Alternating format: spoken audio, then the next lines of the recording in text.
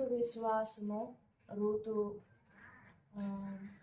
ధైర్యము, నీతి, యథార్థ ప్రవర్తన, దయ కలిగిన ప్రవర్తన తనకి మాత్రమే కాదు, తన కుటుంబానికి, తన తరువాత రాబోయే తరాల వారికి, రాబోయే కుటుంబాలకు, వాళ్ళెవరో తనకు తెలియదు కానీ ఈరోజు నీకు నాకు కూడా తన ఒక ఆశీర్వాదకారణంగా ఈరోజు ప్రతి ఒక్కరు కూడా రూతు గ్రంథం అంటే చాలు. రూతు దాదాపు స్త్రీలలో ప్రతి స్త్రీ కూడా ఆశపడేది, నాకు రూతుకు జరిగినట్లుగా నాకు జరగాలి, రూతులాగా నేను ఉండాలి, ఓర్పలాగా ఉండకూడదు, నేనే ఒక రూతుని కావాలి. ఒక్క జీవితమే అనుకున్న ఒక్క లైఫే, ఆ ఒక్క లైఫ్ ఎన్ని లక్షల కోట్ల మంది మన విశ్వాసాన్ని చూసి దేవుడు కూడా ఆశ్చర్యపడిపోయి ఈమెను ఒక్కసారి మాట్లాడితే సరిపోదు, ఈమెకు పేరట ఒక గ్రంథమే రాయాలి అని ఆమె పేరు ఒక అన్యురాలు, మోయాబీరాలు. పరిశుద్ధ గ్రంథం ఏంటి, అన్యురాలి పేరు అక్కడ ఏంటి. ఎస్తేరు ఉంది అని అంటే ఎస్తేరు దేవుని జనాంగంలో ఒక వ్యక్తి కాబట్టి అనాథ పిల్ల అయినా కానీ ఆమె దేవుని వ్యక్తి అని చెప్పేసి ఆమె పేరు ఉంది. రూతు ఎవరు? మోయాబీరాలు. మోయాబీయులలో 10వ తరము వారైనను యెహోవా సమాజంలో చేరకూడదు అని వాక్యం, చట్టం, కట్టడ. దాన్ని మీరి, దాన్ని క్రాస్ చేసి, దాన్ని దాటిపోయి అసలు ఆమె పేరు ఎక్కించాడు దేవుడు. ఆమె పేరుని ఎక్కించడమేనా, ఆమెని తన వంశంలో చేసుకున్నాడు. తన వంశం, ఆమె వంశంలో ఆయన పుట్టాడు. ఆమె గర్భంలో నుండి పుట్టాడు అనొచ్చు, అంతేగా. ఆమె గర్భంలో నుండి వచ్చాడు సుప్రభు. ఓర్ప ఎందుకు విడిచిపెట్టగలిగింది దేవుణ్ణి? అసలు ఎలా వెళ్ళిపోగలిగింది? ఓర్ప ఎలుగెత్తి ఏడ్చి, వారు ఎలుగెత్తి ఏడ్చి ఏడువగా ఓర్ప తన అత్తను ముద్దు పెట్టుకొని రూతు ఒక్క అడుగు కూడా వెనక్కి వేయలేకపోయింది, కానీ ఓర్ప సింపుల్గా వెళ్ళిపోయింది. ఎలా వెళ్ళగలిగింది అని అంటే, మనం విడువలేకుండా, మనము ఒప్పుకోలేకుండా, మనము దేవుని కోసం త్యాగం చేయలేకుండా కొన్నింటిని విడిచిపెడతాం, చూసారా? గమనించండి. మనం విడువలేక, మనం విడిచిపెట్టడం చేతగాక, దేవుని కొరకు త్యాగం చేయడానికి వీలు పడక కొన్నింటిని విడిచిపెడతామే, మిగుల్చుతామే లోపల. అవి పెద్ద పెద్ద విగ్రహాలు అయిపోతాయి మనకి. విగ్రహము అని అంటే ఒక బొమ్మ కాదు. దేవుని కొరకు నువ్వు దేన్నైతే విడిచిపెట్టలేవో, దేవుని కొరకు నువ్వు దేని విషయంలోనైతే తగ్గించుకోలేవో అదే నీ విగ్రహం. ఆ విగ్రహం అంటే ఏదో కాదు. నిర్గమాకాండం 20వ అధ్యాయంలో దేవుడు స్పష్టంగా చెప్పిన మాట. 20వ అధ్యాయం నిర్గమాకాండం 4వ వచనం, 3-4 వచనాలు. ఉండకూడదు. చూడండి, పైన ఆకాశం అందే గాని, క్రింద భూమి అందే గాని, భూమి క్రింద నీళ్ల అందే గాని ఉండు దేని రూపమునైనను విగ్రహమునైనను నీవు చేసుకోనకూడదు, వాటికి సాగిలపడకూడదు, పూజింపకూడదు. ఎలయనగా నేను రోషముగల దేవుడను. దేవునికి వేరుగా, దేవునికి వ్యతిరేకంగా, దేవునికి అయిష్టంగా మనలో ఏ చిన్న ఆలోచన వచ్చినా, ఏ చిన్న ఆశ పుట్టినా, ఏ చిన్న తపన కలిగినా, ఏ చిన్న దేవునికి వ్యతిరేకమైన ఆసక్తి ఏది కలిగినా ఆ ఆసక్తి విగ్రహం. విగ్రహము అని అంటే దేవునికి వేరైనది. దేవుడు కాక ఇంకెవరున్నారు? దేవుడు, నిజ దేవుడు ఉన్నవాడు, ఆయన కాకుండా ఇంకెవరున్నారు? అపవాది అని అంటే వేరొక రూపం తెచ్చుకోవడం కాదు, వేరొక పోలిక ధరించుకొని రావడం కాదు, కానీ దేవునికి వ్యతిరేకమైన ఆలోచన ఒక అపవాది, దేవునికి వ్యతిరేకమైన ఒక తలంపే ఒక అపవాది. అదే మనం విడిచిపెట్టలేనివి ఉంటాయి కదా, మనం ఒప్పుకోలేనివి కొన్నింటిని ఏవైనా మనం త్యాగం చేయగలుగుతాం కానీ నువ్వెన్నన్నా అడుగు చేస్తా కానీ అదొక్కటి మాత్రం జరగచ్చు. ఆ ఒక్కటే నీ విగ్రహం అయిపోద్ది. అలాంటి విగ్రహాలు ఎన్నో ఉన్నాయి ఓర్పాలో, అందుకే ఆమె విడిచిపెట్టింది అని చెప్పుకున్నాం నేను. రూతు 2 సెషన్లు ఉన్నాయి. రూతు హత్తుకునింది దేవుణ్ణి. రూతు హత్తుకున్నప్పుడు ఎవరైనా ఇద్దరు హత్తుకోవాలంటే కౌగులించుకోవాలంటే ఎలా కౌగులించుకుంటారు? ఇట్లా దూరం నుండి కౌగులించుకుంటారు. కౌగులింపు, ఎంబ్రేస్, హగ్ అంటే ఎలా చేస్తారు? దగ్గరకు వచ్చినప్పుడు ఏమైంది? గుండె ఒకరి గుండె మరొకరికి చక్కగా వినపడుతుంది. ఏంది నీ గుండె ఎంత ఫాస్ట్ కొట్టుకుంటుంది అని. హత్తుకోవడం అంటే గట్టిగా పట్టేసుకోవడం, పెన్న వేసుకోవడం. ఇలా గట్టిగా పట్టేసుకున్నప్పుడు ఒకరి హృదయంలోని నాడి అయినా, తలంపైన, ఆశ అయినా, ప్రేమ అయినా, బాధ అయినా, కోపమైన, వేదనైనా, ఇష్టమైన ఒకరి హృదయంలోనికి మరొకరు చక్కగా తొంగి చూస్తే అధికారం, ఇష్టం, అనుకూలత, చూడగలిగే అవకాశం, చూడగలిగే అధికారం, చూడడానికి ఇష్టం.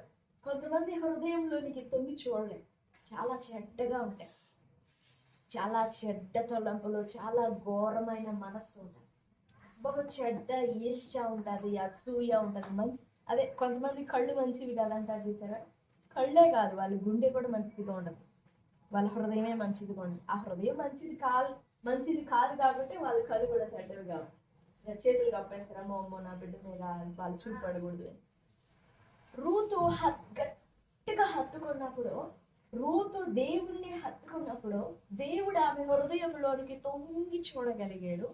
దేవుడు ఆమె హృదయంలోనికి తొంగి చూసినప్పుడు ఆమె జీవితంలో, ఆమె హృదయంలో ఆమె జీవితం కట్టబడాలని, ఆమె వైధవ్యం, అదే కదా వైధవ్యం, ఆమె వైధవ్యం తొలగిపోవాలని, నా జీవితం ఎప్పుడు మారుతుంది, నాకెప్పుడు కుటుంబం కలుగుతుంది, నాకెప్పుడు పెళ్ళి అవుతుంది, నాకెప్పుడు పిల్లలు పుడతారు, నా జీవితం ఎప్పుడు బాగుపడద్ది అనే తపన, ఆశలు లేవంట. ఆమె గట్టిగా హత్తుకొనగా దేవుని చిత్తం కనపడిందంట ఆమె హృదయంలో. ఏంటి దేవుని చిత్తం? నయోమి కుటుంబంలో నుండి, ఎలీమెలకు రక్తంలో నుండి యేసు ప్రభువు భూమి మీదకి రావాలి. అయితే నయోమి గర్వించి దేవుని మాట హత్తుకొనని కారణాన, హత్తుకొనకుండా గర్వించి అతిశయపడి దేవుని దేశాన్ని, దేవుని ప్రజల్ని, దేవుని వాక్యాన్ని, దేవుని ధర్మశాస్త్రాన్ని, దేవుని వంశాన్ని, దేవుని సీడ్, దేవుని బీజాన్ని కాళ్ళ తన్నుకుంటూ వచ్చింది బయటికి. ఎక్కడి నుంచి వచ్చింది? బెత్లెహేము నుండి ఎక్కడికి వెళ్ళింది? మోయాబులు అడుగు పెట్టడంతో ఆమెలోని దేవుని బీజం చచ్చిపోయింది. అలా చంపేసింది, దేవుని చిత్తాన్ని చంపేసింది నయోమి.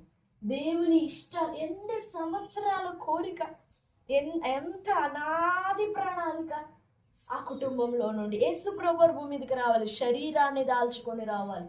అందుకే ఎక్కడో ఉన్న అబ్రహాంని ఏర్పరచుకున్నాడు, అందులో ఇస్సాకుని, అందులో యాకోబుని, అందులో యోధా గోత్రాన్ని, ఆ యోధా గోత్రంలో ఈ కుటుంబాన్ని దేవుడు అలా ఏర్పరచుకుంటూ వస్తే, ఒక్క దురాశ, ఏదో ఆఫ్టర్ ఆల్ కరువు వచ్చిందని, తనకి కాసులు చెల్లలేదని, తనకి మనస్సు ఒప్పలేదని పొలమని పరిగెత్తింది. భర్తని 2 కుమారులను తీసుకొని పరిగెత్తింది.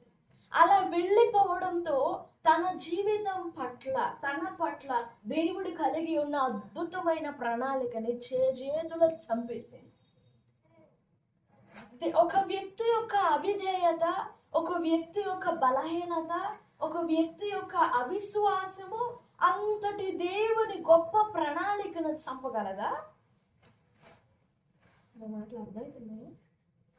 దేవుని అంత గొప్ప ప్రణాళిక ఆఫ్టర్ ఆల్ మన చేతగాని తనను చంపేస్తుందా? నీ అవిశ్వాసం ఎంతైనా కానీ, అపవాది నీళ్ళు అవిశ్వాసాన్ని ఎన్ని చెరువులు, ఎన్ని సముద్రాలంతైనా కానీ వృద్ధి చేయని నీ అవిశ్వాసం దేవుని ప్రణాళికల్ని రవ్వంతైనా చంపలేదు. అలా చంపలేకపోయింది. నయోమిలో మనిషిని కాదు చూడాల్సింది, అందులో ఆమె తన జీవితంలో అనుమతించిన అపవాది కార్యాన్ని చూడాలి. అపవాది నయోమి చేత చేపించింది ఆ పని. ఇక దేవుని బీజం భూమి మీదకి రాదు, దేవుని చిత్తం భూమి మీద జరగదు, దేవుని కుమారుడు భూమి మీదకి రాలేడు, ద్వారాలన్నీ మూసేశాను నేను. ఇక దేవుడు కుమారుడు రావాలంటే ఈ కుటుంబంలో నుండి రావాలి. పురుషుడు లేడు, ఇద్దరు కొడుకులు లేరు, ఇంకెక్కడి నుంచి వస్తాడు అని కాలు మీద కాలు వేసుకొని వెర్ర మిగుతున్నాడంట అపవాది. ఆ టైంలో రూతు విశ్వసించింది.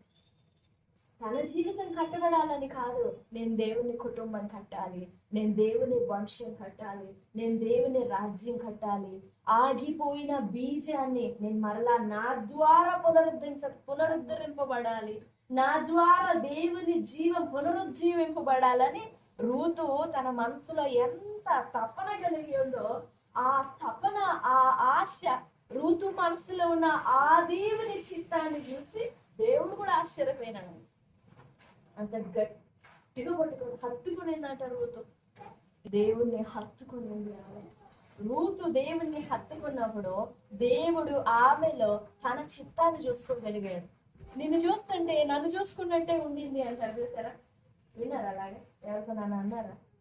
అంతటి సన్నిహితులు ఉన్నారు మీకు, ఉండే ఉంటారు కదా. అబ్బా నిన్ను చూస్తుంటే ఇంకా నన్ను చూసుకున్నట్టే ఉంది.